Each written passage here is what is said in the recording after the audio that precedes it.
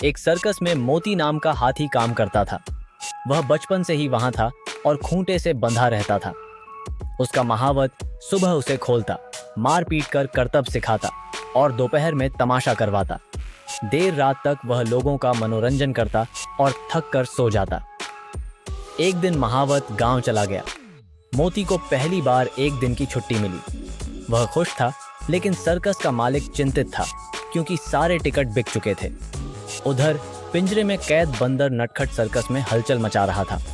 मोती को लगा कि उसे सच में छुट्टी मिल गई है, लेकिन नटखट ने उसे समझाया कि मालिक कोई न कोई इंतजाम जरूर करेगा।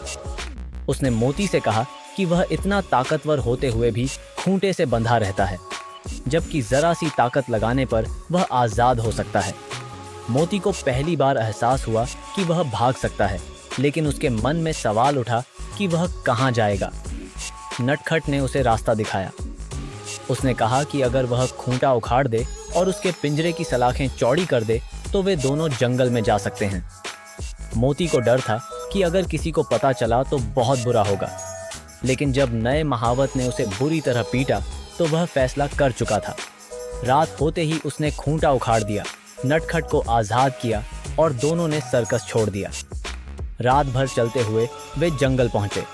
मोती थक कर एक पेड़ के नीचे बैठ गया और नटखट डाल पर आराम करने लगा। सुबह दोनों अलग हो गए। मोती ने जंगल में घूमकर खाना ढूंढा, लेकिन उसे सर्कस में मिलने वाला खाना ही पसंद था। दोपहर में वह नदी पर पानी पीने गया, जहां मगरमच्छों ने उसका पीछा किया, लेकिन वह किसी तरह भाग निकला। शाम होते होते वह थक चुका था।